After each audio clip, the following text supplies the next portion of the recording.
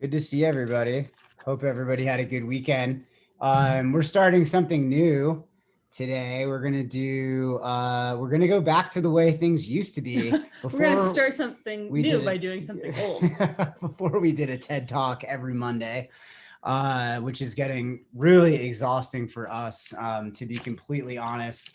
And I think that it's also not giving you guys an opportunity to to play a role in this. We really feel like the athlete process is should be driven by the athletes, and we want to have your voices be part of this conversation. So I'm dubbing these more of a community roundtable, and I really want to hear from you guys. And I hope everybody feels comfortable talking and or using the chat. If you're not a big talker, the chat is going to be a great place for you guys to start. Um, so we don't have a topic today. And we might not have topics except for on Fridays and things like that for the foreseeable future, unless we feel like some kind of training topic comes to mind for us. But with that said, we do kind of want to talk about things that are relevant to the training, to life, to everything that's going on for all of us, and kind of where this whole thing started was with the pandemic. It fully just started as me and like three athletes drinking coffee together. Yeah, And then it like morphed into something that we would spend like 2 hours preparing for. And I was like, this got out of hand. Like really fast. For people that always tell, athletes to work smarter, not harder, we were very much not doing that. We're just trying to make it like more of a resource for people. Is like, we want it to be, maximize efficiency and utility to athletes. We are going to still do some like thematic chats down the line. Athlete and mental health expert Sarah Strong is leading a conversation, I'm helping her do a conversation on mental health and training next week on the 5th of April. So definitely tune in for that. And if you have any specific questions, you can submit those to us and we can pass them along to Sarah. And that's going to be really, really great because we just have so many incredible people on our team. It's a real shame to spend an hour talking about tempo runs when we have like such incredible, as cool as tempos are, they are not as cool as Sarah Strong. They are not as cool as any of our great athletes. And also if there's a topic that you're really passionate about and you just like live for weird dingy apartment TED Talks, like let us know. We'd be so glad to actually at the beginning of the pandemic, we did a group karate lesson together. Like we are so flexible on what these things take. The only thing that we aren't flexible on is like, we want it to be something that's accessible to as many people as possible, and lets everyone feel included, accepted, and loved in this space. Yeah, I think that's great. Yeah, and we have a lot of amazing community members. Sarah is just one of many. So we kind of have plans to spotlight those individuals, have them talk about their expertise in the future, and to help facilitate those conversations. Maybe also to hear from some athletes who have recently done a cool adventure or a race that want to, kind of chat about some of the perspectives they got out there in those events. I think that we, in the past have also used these calls as an opportunity to just kind of engage with the diverse kind of perspectives that each individual can offer here. So if you've got something that you're working on or working through in your training and want some advice on that, this is a really good opportunity also to kind of get that face time with your coach and ask them an important question that's like, burning inside you that you really need that answer. And then, that answer can also help the rest of the community too. Because a lot of what we've been trying to do over the last 6 months with this and having had like 30 plus talks and all of that, has been to provide resources to everybody else through individual questions that come from each one of you. So when you guys have a question about your training, it's likely that somebody else in the community has that same question or would benefit from that answer. Yeah. Yeah. Yeah, cool. So I think, maybe just like a way to kind of like break the ice a little bit and like get you guys involved more in the conversation. A big thing for us has been like what we love to eat after runs. Mm. And so I thought it would be nice if everybody could and this is like a really small group today. Actually, it's just I wonder if more people will come in. But I thought it would be fun if everybody could participate by like entering into the chat what your favorite recovery meal was from the past week or over the weekend. And I'll start by saying that my favorite recovery meal this week was, and I'm not going to do simple pizza because that was fun. No, we made Beyond Burgers on Saturday after our long run in Moab. On pretzel buns. On pretzel buns. Awesome. And they were so good, really so satiating. Good. Yeah. What was your favorite? Can't be that one. I recently scoured the internet for a place that will mail me vegan traditional ramen noodles because, like, I love ramen, not like cheap ramen. I love like soft, good, like actual traditional good ramen, but it's really hard to find a vegan version of that. And I finally found a place that did. So I ordered like 12 cases of like ramen noodle. And we had some of it camping and it made me really happy because it's just like, it's so good. Yeah. I love good ramen. And ramen's such an easy like camping food to make, Yeah. right? Because we just like all we did was basically bring veggies, broth, and tofu. Yeah. And the noodles, and that was it. And it was just like 20 minutes later we were eating. Yeah. Cool. Oh, thanks guys for participating. I really love this. Burger, fries, and a Coke. Yeah. I freaking love. Yeah, Robbie, like, way to go. Sonic Coke after a long hot run because you get that really good fancy ice. That's the good stuff. Yeah, and I appreciate the black bean burger call out from Aaron. We debated whether we were going to go Beyond Burgers or black bean burgers, and I won the battle. I got to get the Beyond I'm Burgers. A pretty big fan of black beans because like I think they have a really great Southwestern kind of taste vibe, but they're also like climatologically speaking about as low on the carbon totem pole as you can get. So I'm a fan of that. Yeah, that's true. That is true. And I think the Beyond Burgers have a pretty big It's not the best carbon footprint. It's not nothing. It's not nothing.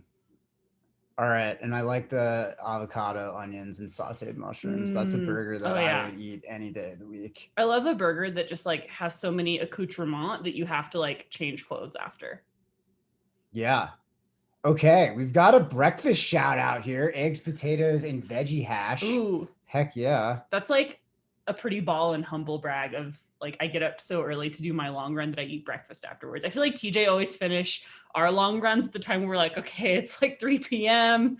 Do we eat second lunch or like elderly person dinner? Or like, do we just eat 5 bags of tater tots and then go to bed at 7? Which is usually what happens in the winter.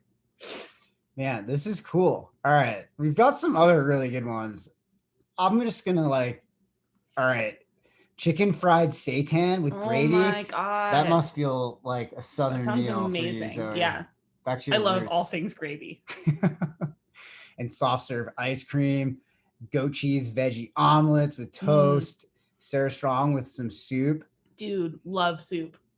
Oh, ginger soup too. That's so delicious. Ooh. Vegan pizza. Awesome. Vegan mac. Wow, we have a lot of vegans on this team. Beyond Burgers. Yeah, loving this. Veggie burritos. Guys, nice job. All right, awesome. I feel like shout out to everyone's Guac eating for being like the superstar. Yeah, cool. Yeah, gosh. I don't really feel like we have. It's a good question, Chelsea. I don't really feel like we have a secret ramen recipe. No. She was saying the source. It's Nona Lim. It's like it's a Japanese online grocery. NONALIM. Did you put that? Oh yeah. Yeah. Nona Lim. Yeah, it's super easy actually. I think for camping too, when you're out running all day, like the last thing you really want to do is like have to spend an hour prepping and trying to figure out like how you're going to facilitate a good meal. Also, like you're not going to be able to simmer to save your life, so it needs to be something that's like you can torch it and it's fine. Oh my God. And that's something that I don't know. I'm not a huge camper. Zoe's like the camper of the two of us. I feel like professional outdoor athlete here. camper. Can't stand not showering every day. I love to shower. I hate going to bed. I feel like sticky. people would mistuunderstand like which of us is the truest dirtbag. I'm the gross one. I'm the dirt. Yeah. Oh, TJ will shower twice a day sometimes. Yes, I will. Yeah. I love a good shower. It's also really great self-care. I get to like take 10 minutes and have some time to myself, refresh, then go back to work. Yeah, I like doubles because I get to shower twice in the same day.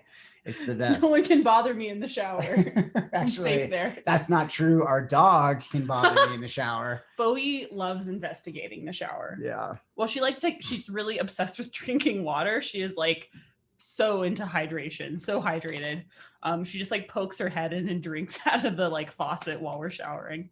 But like what would be helpful is if she actually got in the shower, because then that would like, you know, double duty. Like you get clean, dog gets clean. It's a win-win.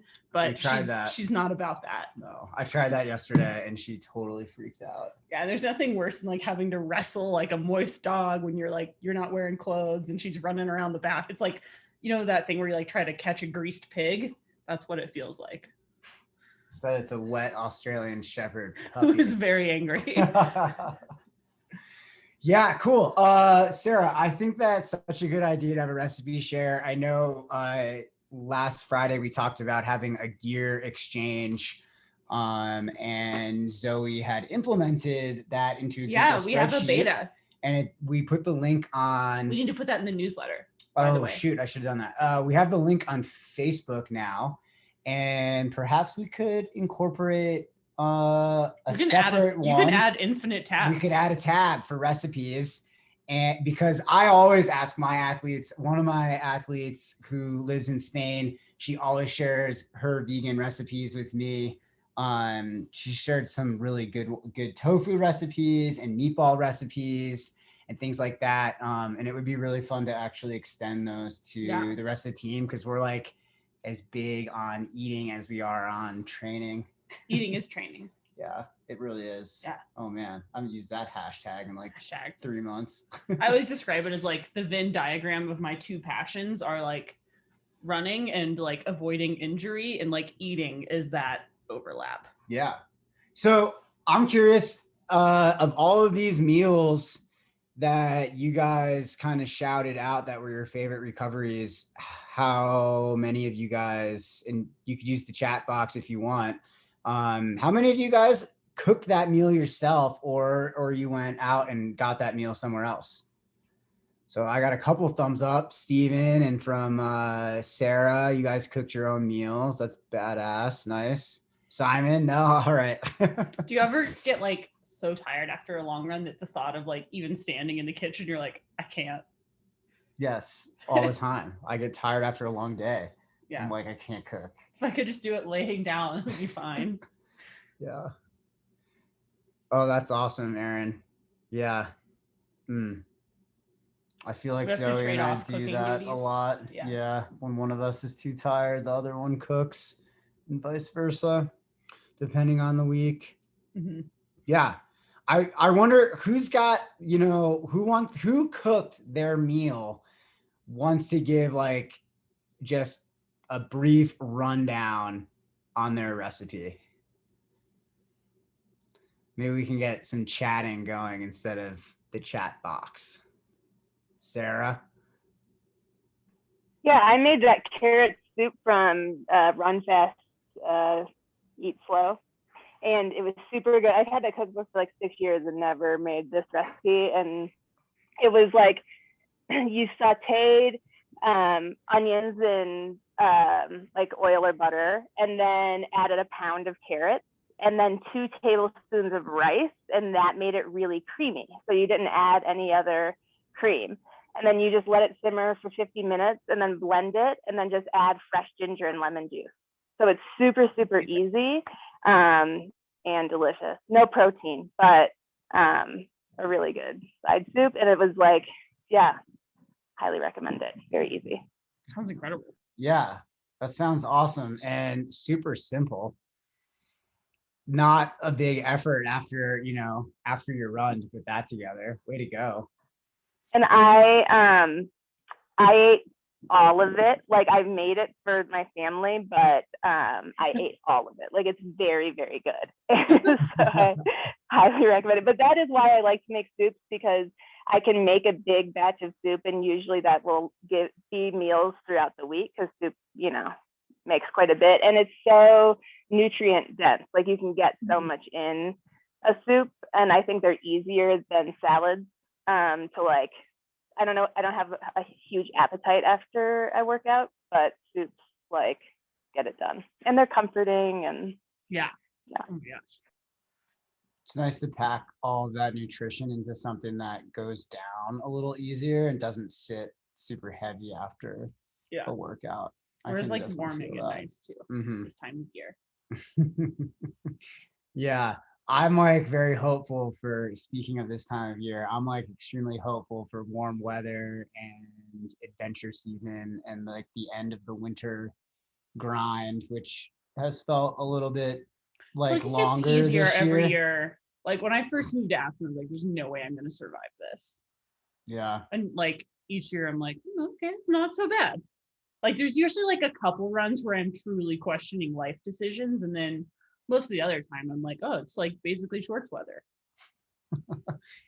Yeah. Did any of you guys are any of you guys starting to like experience spring like weather? It's like 55 here today in Carbondale. Oh my which God, is my like athletes really in warm. Texas are like, how do you stay hydrated again? I forgot. Like it's 80 degrees.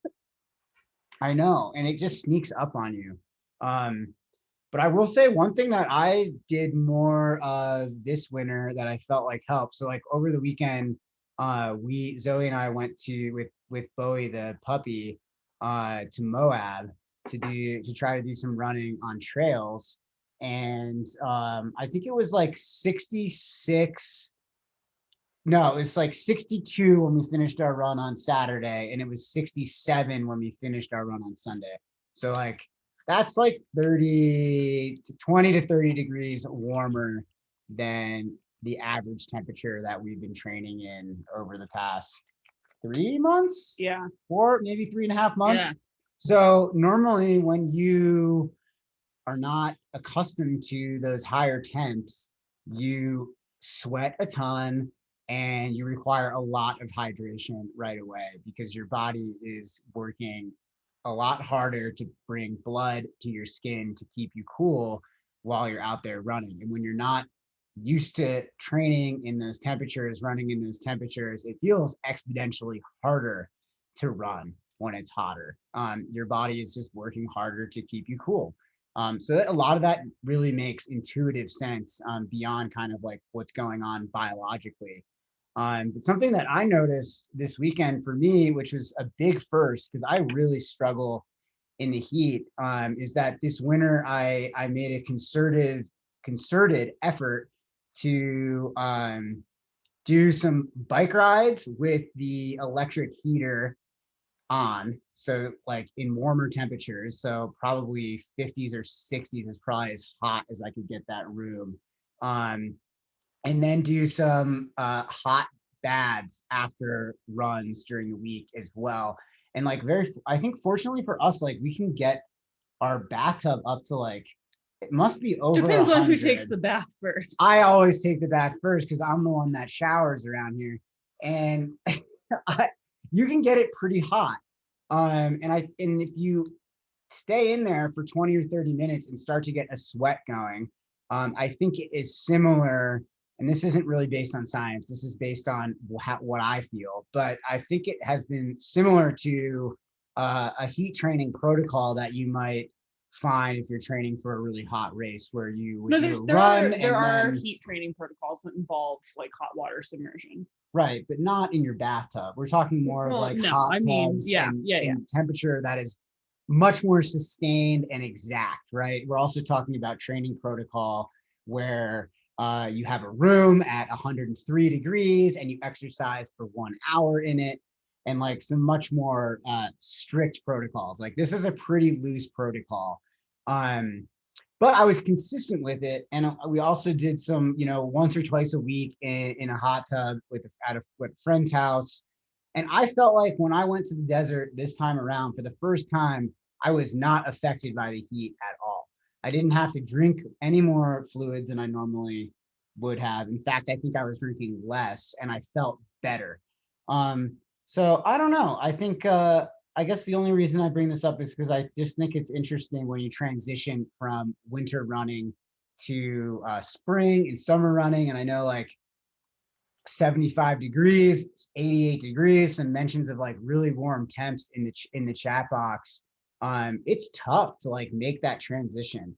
And I think that a little bit of heat training and heat protocol over the course of the winter can go a long way to keeping your blood volume higher, which allows running in the heat to feel a little bit easier. And I kind of experienced that. Yeah. Zoe is like a camel and she doesn't need water. She doesn't need shade. She does fine I'm a Southern in the hot conditions. It's not hot. 66 degrees is not hot. So like it's hot for me. It's like cold. Cold. I like it. I brought gloves on the run just in case. Yeah. I'm like, but like, I mean, for me, like, if it's like 45 degrees, I could totally be in in sunny. I'll be in a sports bra and like gloves. Right. But if it's 66, if it's 45 and sunny, I'm sweating. If it's 66 and sunny, I'm sweating. It's 38 to 22, I'm sweating. Like I'm just always hot, and it's a delicate alpine flower. Does anybody else struggle in the heat or struggle to make the transition from winter running to spring running? Has anybody felt like those hot temps are a little challenging? Yeah, Tom. Nice, dude. Me too, man. I feel that. Fun TJ fact is once he went on a trail run, like the first time I took him home to Arkansas, and he was not prepared for the level of humidity he encountered. So he drove home from the trail just wearing a towel around his waist. You remember that? Yeah. Oh boy. Oh man. Arkansas is the worst. Don't run there if you can help it. It is so humid. You run for like 15 minutes and it's as if you had just jumped in a pool. Your shorts, shirt, very socks, wet. Shoes, everything is like wet, like you just jumped right in. That was horrible. When was that? That was in like May. It was last May. Oh my God. This wasn't the first time I took you. It was the first time I took you home, not for like Christmas. Because like you go to Arkansas for Christmas and it's like delightful. It's like 60 degrees and nice, or it's terrible and like 20 degrees and very humid. But in the summer, it's like it's pretty sticky. Yeah, I feel the struggles, guys. If anybody who's struggling when that temperature goes up, something that you can do to kind of help with that is to do some runs when it's hotter. So mentally, just your body will adapt. Hotter. Go out when it's hotter, and also just give yourself permission to slow down. And like you're gonna feel like, oh my God, I have to run easier because it's hot, and that's correct. Yeah, totally. Just run easier. Another thing, I try to adjust my schedule a little bit to run when it's slightly warmer out in the spring. That way I can get out there when the sun's a little higher in the sky. Things feel a little bit more exposed. And that way I start to get used to the temperatures a little bit more. And then I'm more prepared for, the summer days here, which are easily in the 80s and 90s. Yeah. And the sun really is really strong.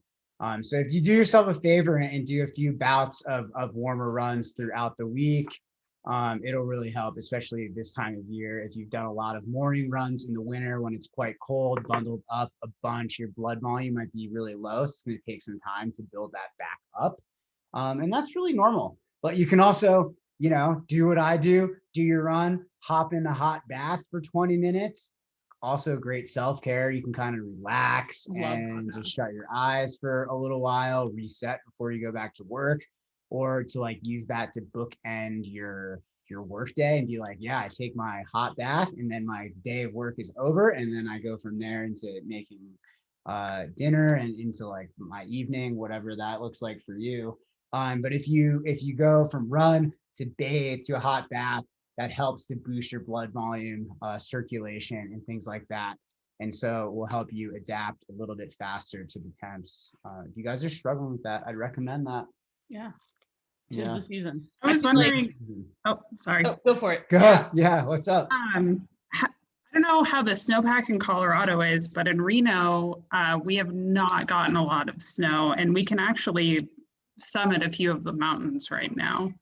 And the trails are really good, and it's really hot. I'm so jealous. You've still got ski season. Like Yeah. you're still trying to summit some stuff with skis on your feet. Mhm. I'm like, I don't want us to be in like, a large scale climatological instability and drought, but I also would love to summit things. I would say, yeah. I mean, for a lot of people, adventure season is here, or it's arriving over the next few weeks. And I know that if you live in warmer parts of the country, spring comes sooner, and spring arrives, and it's like more like summer temps. But for people in Colorado like us, we're still probably 6 weeks to 8 weeks away from like getting in any great trail running, right? Like, Even like mid-May, the crown will open up, which is I think anything below 9,000 zone. feet isn't Yeah. gonna really open up in our part, like stuff in the Front Range is gonna, like lower stuff is gonna open up, and like Boulder is just like the Gonna be trail so gods good. smile upon Yeah. it. But I guess Red Hill will open up. Well, I guess, and my recommendation, and kind of, all that was in the newsletter a little bit, is to start to take advantage of the opportunities that you guys have. You don't work your butts off all winter, getting out on cold runs, grinding out those runs in the snow, to not take advantage of that, right? Like, if all you do is train, all you're ever going to do is train, the training has to be for something. And so, as a coach, I really want to advocate for getting out there and for you guys to adventure. That's something that we have been talking about a ton, just in our own lives, is like how to adventure more, how to celebrate the hard work that we're doing, how to like make it sometimes all it's just more so worth easy to it. be stuck on that hamster wheel of like, oh, I've been working so hard, I might as well just like keep spinning. And then, I think, we were kind of reflecting on the past year, and a lot of it was like, caught up in stuff around the pandemic, but like we didn't do, like nearly as much racing, just traveling or like adventuring in general. And I think so much of that was just like out of this feeling of like really trying to care for and invest in the business and invest in trail runner and like different challenging pet scenarios and like all this stuff that just kind of detracted from how we typically like to apply our training. Mm-hmm. Yeah, it's so true. Yeah, I was thinking a lot about that over the weekend, as we were, really, as like one of our only camping trips in like the last year. Yeah. We used to go out every weekend to Yeah. get off the grid, no matter what. Yeah. It's pretty nice. I would encourage you guys to do that if you have the opportunity, at least a few times a summer, to take your car, drive somewhere that is interesting to you, bring your tent, camp out for a few nights, breathe in the fresh air, leave Or your like fake camp electronics at and turn all home. your electronics off and Yeah. like cook a recipe out of a book and like yeah. Oh man, that just Unplug a reminds little me of Domenico, how he set up his camping stuff for his kids in his backyard during the pandemic, and they So did like a awesome. no electronics weekend for the whole family, just in their backyard, That's so because awesome. they were under quarantine and they couldn't like technically leave, Yeah. but they wanted to be out under the stars. That's He so said fun. it was Oh my God, amazing. that sounds Yeah. amazing. It's worth it. It's really great for your mental and emotional well-being and all of that. Also, you gotta flex your training muscles. You gotta go out And the there and do adventure something muscle. new. Exactly. You gotta use that. You gotta Yeah. use the training muscle, apply it to your adventures. It doesn't have to be races and stuff like that. I think at And least like for micro us, adventures, I think Yeah. are great. Like for me, like I've always wanted, there's this like one trail in Carbondale. It's like 9 miles long. It's like a mile from our house, and I've never done it. And I'm always like, oh, I should do that someday. And I just need to like go do it. the trails. But I just get like Lorax, the the Lorax trail. Lorax Trail. Yeah, I always just get like such a mental block about like, oh, like you know, it takes like 10 extra minutes to get there and you've never been. So like, what if it's weird, or like, what if parking is weird? And like, what if you can't, you know, like all this, like my brain thinks of all these reasons to like insulate myself from doing new things. But I just need to be like, I mean, what's the worst that can happen? Like, I'm not going to, you know, it's a Lorax trail. It's Oh gonna be man, fine. I think about that all the time. One of my like biggest stresses, I think, or like anxieties about adventures is just like how the time commitment and how long Yeah. they take, and how much like I desire to like be like horizontal on a couch on the weekends and like just like completely shut down, Yeah. and how much, you know, like an adventure is stimulating and so good for the soul and everything like that. But like when you do something that's unknown, at least when I do something unknown, I'm like, I don't know how long that's going to take. Like, am I going to get to like shut my eyes, and am I going to get to just like chill out, shut down, get like a real rest in before like, you know, before I go back to work? Yeah. And gosh, that always gets in the way. That's like my biggest, like the biggest obstacle for my own personal adventures. It's just like, how do I adventure, but also do it in a way where I'm not concerned with how long I'm going to be out there. I'm more concerned with like, will this be fun or not? Like, am I going to bring enough snacks? Like, am I going to be able to go at my pace, or are we going together? Are we doing like a couples run? I don't know. Like, it's different, you know, all of that stuff is different. It's like, how many hours am I going to be out there? You know? All right. Yeah. You know, it's like, yeah. I struggle with like a lot of black and white thinking around adventures. I'm like, oh, if I'm not, you know, setting the FKT in a 14er, like, is it even worth it? Like, maybe I'll just jog around the golf course instead. Yeah. And there's like so much in between, you know, you don't have to like, there's a lot of room between jogging and like mountaineering, you know, and like, I need to embrace that nuance like yeah. a heck of a lot more, because that's where like all the good stuff happens. And that's like how to make these things feel sustainable, because like if I just spend my whole life jogging around a golf course, I'm going to burn out and be like not living up to my potential. But if I try to make every weekend, you know, pushing hard, like pushing my potential, then I'm going to, you know, I'm also going to burn out, or I'm going to get hurt, or I'm going to like, you know, just also fall short of my potential that way. So I just need to embrace more like in between adventure, like Yeah. finding a new trail, or like doing the same trail I do a bunch, like, but in a different direction, or like bringing Bowie, or like, you know, just like approaching things with like more of a beginner's mindset than like showing up to the trailhead and being like, all right, I've got a hammer and get a PR on like every Strava segment, ready, set, go, and like just take all the fun out of it, and then also make it useless for training. I wonder, and I would love to hear from you guys, what what is hindering, you know, your like your ability to go out and seek adventure, or to try a new trail, or to put something on your schedule. Kids. Oh yeah. Yeah, great. Kids add a layer of complexity for sure. Do you want to expand on that a little bit, Sarah, for everybody? I think you have some also great tips on how to make some of this stuff really engaging for the whole family when appropriate. Like, obviously you don't need to make all of your runs like time, you know, also like, oh, got to be a mom at like every moment. But I think you have a lot of great tips on how to balance these things. Well, my favorite thing is like having them meet me at the same trailhead where I would go for a run, and then us spend the day like hiking up there. So like if I can get my husband to drive up to Brainerd Lake, you know.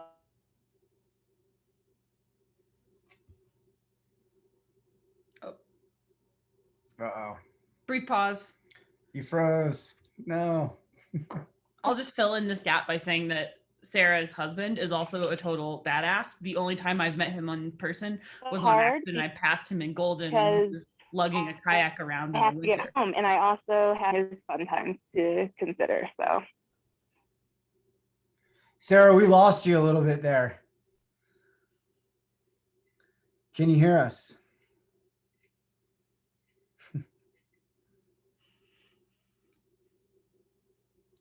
All right. Well, we'll cycle back to Sarah when her internet connection gets a little bit stronger. Simon, I'm curious what you mean by distance to anything new. What do you mean by that? There's not really a lot of trails in Chicago, and so there's the one big one, which I'm a mile from, which I run every day, and then the other one, which is 2 miles away, which I run the other days. So I have to drive probably about an hour to get to anything that I don't already run frequently. Yeah. That's Like, tough. so Yeah. adding in like an extra hour to like that time commitment of like, oh well, if it's a 20-mile run plus, an hour each way, plus I'll be hungry and figure out what to eat and that commitment. So I think that's like a big struggle sometimes, especially trying to figure out like new adventures. I feel that. Yeah, I think, we're fortunate like in Carbondale that we don't have to travel an hour to get anywhere, but often when we go to the Front Range and things like that, we do have to travel over 1 hour sometimes to get to trail, and it becomes a full day affair. Like for example, my family lives in Denver, so we'll stay there, and if we go to run in Boulder or anywhere where there's good running, it's 40 minutes to an hour of travel time to get up there. And then running, typical long run for us is 14 to 20 miles. And, you factor in that that's going to take 3 to 5 hours, depending on the trails and the terrain. Plus, we're hungry like immediately after. So we always like try to get food, go somewhere to eat, and then get the food. Now you can't really sit and go inside anywhere. So you get the food, then you have to go to the park to eat it. Then you drive home. And it's like, even if you leave at 8 in the morning, 7:30 in the morning, which is pretty early and like for a weekend, it's like All 3 our parents o'clock. just like rolled their eyes so hard. Yeah. Like it's 3 o'clock by the end of the day. So like I can understand like one, that's a huge commitment for somebody who like doesn't have kids. And then for somebody who does have kids, it's like you can't be away like the entire day like that, right? Like you missed lunch with your family, then you got to go home, try to get a shower in, maybe the hot bath, and then you got to like start making dinner for the family, and like that's really that's pretty rough. So I can definitely feel that, and I think if you're inspired by trails around you, perhaps trying to pick one weekend out of each month where you can make the commitment to do the drive. I know that if I run the same trails all the time, sometimes it gets a little stale for me after 6 weeks or 8 weeks of the same routine.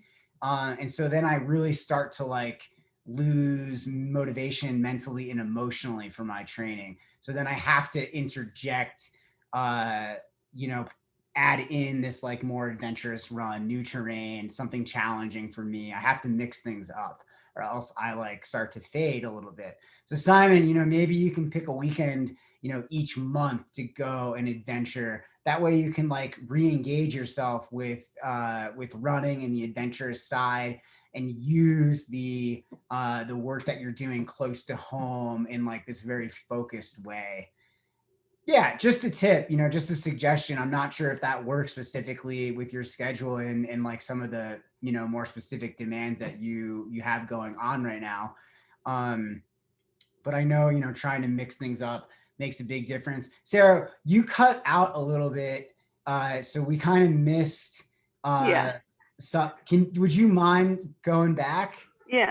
So yeah, I just was saying, I don't know where I cut out, but so like it's hard for sure. Like my partner has his things that he likes to do on the weekends, and like those are really weather dependent. Like if the snow is good, like he gets Saturday, and that's fair because like, I can run most anytime, anywhere. And so that balance piece is hard. And then just like, if we both balance each other out really well, we get into this habit where like, we're both getting one-on-one time with the kids, but we're not spending time as a family because each of us is spending the whole day like pursuing our own stuff, him on Saturday, me on Sunday, whatever. And then like the kids get the time with one parent, but there's some guilt there.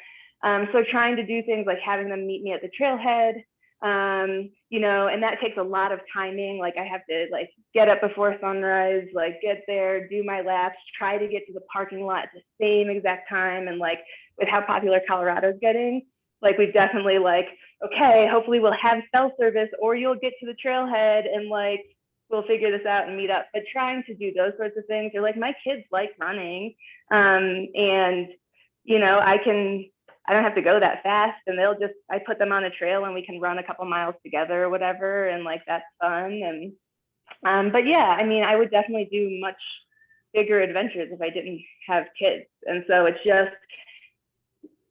sort of stepping back and looking at the timeline and saying, okay, well, I don't have to do it this year, or like those mountains are still going to be there, and like trying to not feel that like fear of missing out, and just what adventures can I get close by, and just trying to think about the timeline, I think, can help with the guilt piece. Totally. And I think FOMO is something that like so many athletes struggle with. And like those feelings are real. Particularly like anytime you get on Strava or Instagram, like your brain is immediately going to latch on to the fact that like, oh my God, how does everyone have so much time and disposable income to do this stuff during a pandemic? Like what is happening? And I think that, you know, it's just like knowing that if you had to scroll through Instagram and you had to see everyone who was chained to their desk and who barely made it out for their golf course jog every day, you'd probably have a different mental image of like what most people's lives are realistically like. But that FOMO is real. And I think a big thing that we work on with athletes is trying to not let people dictate their training decisions just because like, you know, I mean, I think particularly when you have like very adventurous friends, like I think everyone has that friend who's always like every weekend is doing something just totally dumb. And like sometimes it's kind of tempting and sometimes you're like, no, I'm not going to go like run in the snow for 8 hours. Like, forget it. Like Bridgerton is way better than this. Obviously, that's what I'll be doing.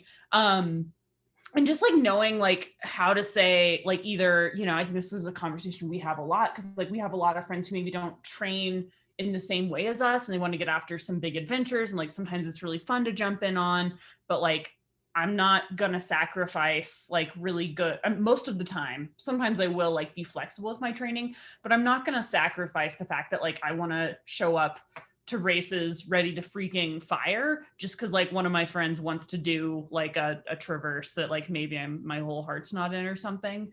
If my whole heart is in it, then like absolutely I'm going to go. And I think friendships are amazing, particularly female trail friendships. I do really try to invest a lot of time and energy into those, but I also do try to be really clear about what like my boundaries, intentions, and goals are, because I think that a lot of times we'll see athletes who use adventure as a way of like protecting themselves from being fully vulnerable in training. Like instead of being like really chasing like their fastest, most athletic self, they'll be like, oh, I'm okay with just like, you know, being a soul runner or whatever. And like everyone's goals and dreams are valid, but just make sure that like when you're thinking about how you approach adventure that you're not selling your ultimate athletic potential short. And that doesn't have to be like measured through the yardstick of racing, right? Like it can be through adventure. Just make sure that you're not always doing stuff for the reasons that make you happy. And I like Sarah's perspective too, that you don't always have to do it all now. Yeah, like you can look beyond today, this month, and this year. Especially when it comes to running, you know, when you look through that lens of several years, knowing and feeling confident that the mountains will always be there and that these races are going to be available to you. And in fact, there might even be cooler races available in the future, that you can kind of ease your grip on that FOMO aspect, and that you have to get it all done now. I know that at least for me in my athletic career, being, you know, a professional athlete, and starting on the skiing side of things, I dealt with that a lot, really hard in my early and mid and then to late 20s, like most of my 20s, I dealt with FOMO all the time, you know, and it impacted my decision making and things like that.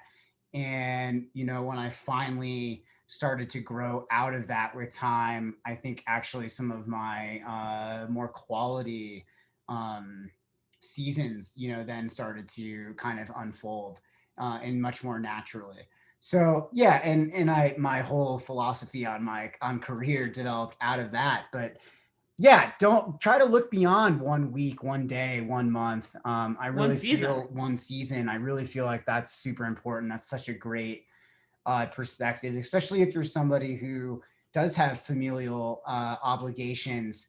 It's just really important to understand that when you communicate with your partner in a way that's like, hey, my 3-year goal is to run UTMB, and I know that's going to put strain on our family dynamics, but do you think this is, feasible for us to consider in 3 years? Here's what I need to do in 3 years to qualify for this big dream race. And then, okay, like we can tick it off, like one big event a year, get those points, get in the lottery, qualify, go to UTMB, and make it like a gradual process. And in that process, you learn so much about what it's like to be an athlete, a person, how to balance things. You get so much better at it. And you also become a really phenomenal athlete in the process because of all of those things. I do want to give an opportunity here for what Chelsea mentioned earlier, as a female runner struggling with adventures and them being prohibited because of nerves about being on new or remote trails. I'm not a female runner. Zoe is, and maybe you could speak to this more, but man, I get real nervous about being on remote trails all the time. We definitely talk about that. And I talk about that with my guy friends. We all have the a time. lot of like somewhat morbid conversations where it's like, if I'm not back before work on Monday, that's a problem. I've had multiple partners call search and rescue on me. So, but I've always been okay. Yeah, Zoe, do you have any tips? I think the most practical advice I can say, your feelings are totally valid. Yeah, that's a valid understand. feeling.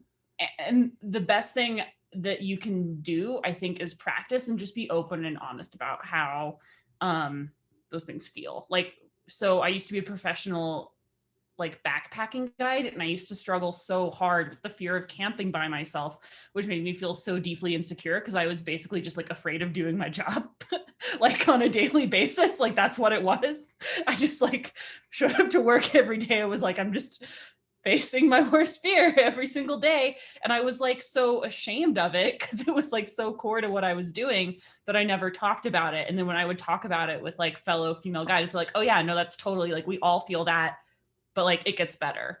And so like I would just force myself to spend more nights out there by myself and then like figure out ways that made it feel more comfortable for me. And I feel like that helped me work through a lot of those things in my training. So I think about the things that like make me feel more secure, like having those conversations with TJ where I'm like, hey, here's the time that I probably should be back. Here's the time that like, if I go on a vision quest on accident, I might be back. Here's when we should like actually have like, here's the point at which you need to contact search and rescue.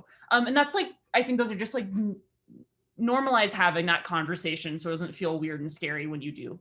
Yeah, I like this tip that Erin, her suggestion about if you're going to go out alone, to go to a more populated destination, even if it's like a longer trail that feels more remote.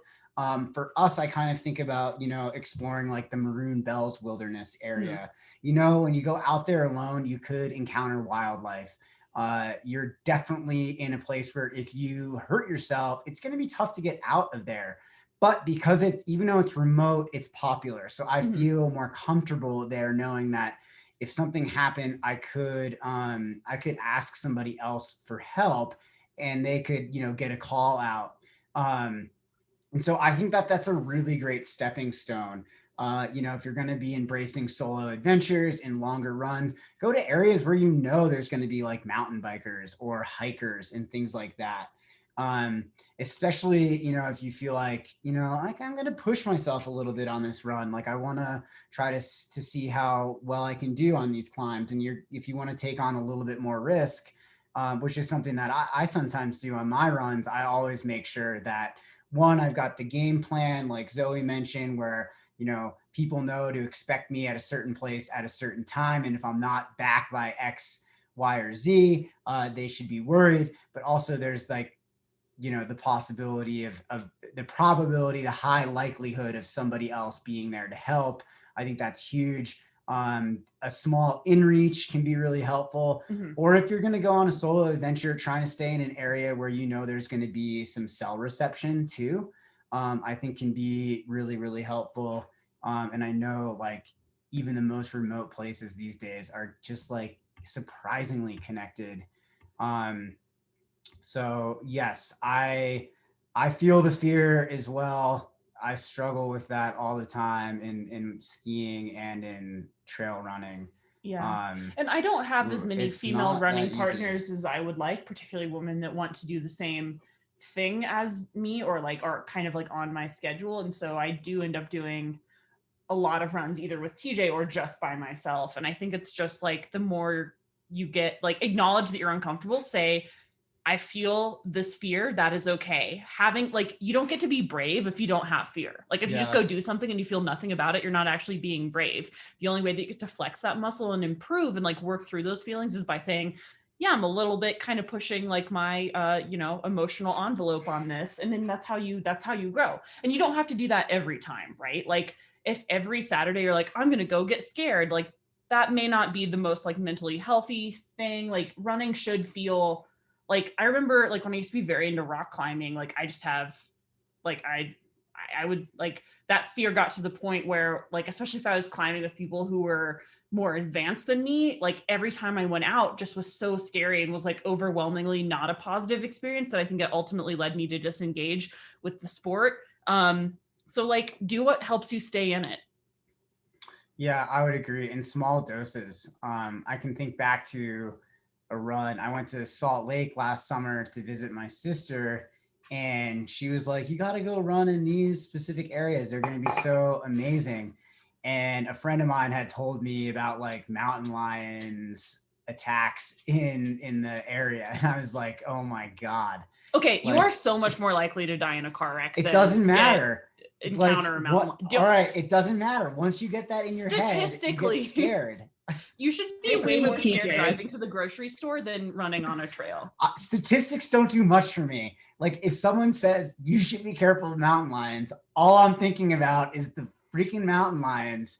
And I went and did this run, and like even though it's like I'm like it's unlikely you're gonna see anything, it's gonna be fine. I ran like 3/4 of the run like in a heightened state. And like when I finished the run, I was like, damn, that was like mental. Like I just realized like I was just running scared the whole time. And it like really kind of, it was an amazing run, but it diminished a little bit the moment for me. And it also kind of like was like, oh, that was like double exhausting.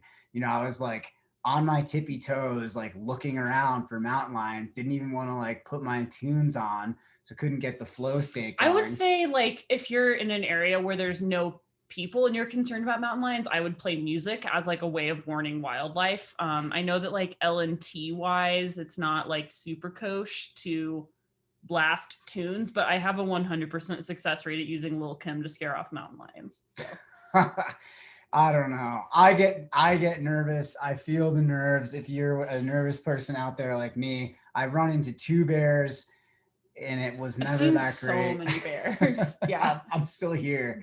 Thank God. They just ran the other way, but it's still scary. I think they're more scared of my screams out of fear than they are of anything else. But yeah, Have you ever seen moose?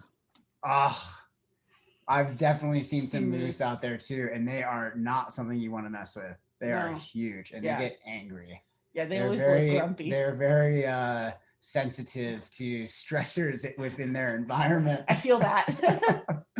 Yeah.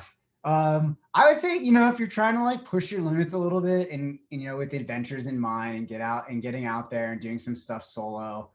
Man, I even get nervous running like the Sunnyside loop by myself. I'm like, must be so like, I must have a very small threshold. But yeah, I feel like my adventure threshold is like my daily life threshold is like not as good as I want it to be. Like I can't handle traffic jams. I get so nervous, like responding to emails. I'm like, does this like is this good at like, I'm a professional writer. Is this good enough? Like, oh my God, like my daily is like up to here. So by the time I get to the weekend, I'm like, whatever, if I get eaten by a mountain lion, it's fine. Like, it's not that bad. Oh my God, that's funny. That would make the emails not a problem.